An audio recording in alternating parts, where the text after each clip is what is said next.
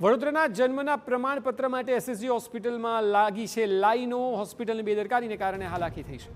વારંવાર સર્વરમાં ખામી સર્જાતા હાલાકી સર્જાઈ। દૂર દૂરથી લોકો જન્મના પ્રમાણપત્ર લેવા પહોંચ્યા છે।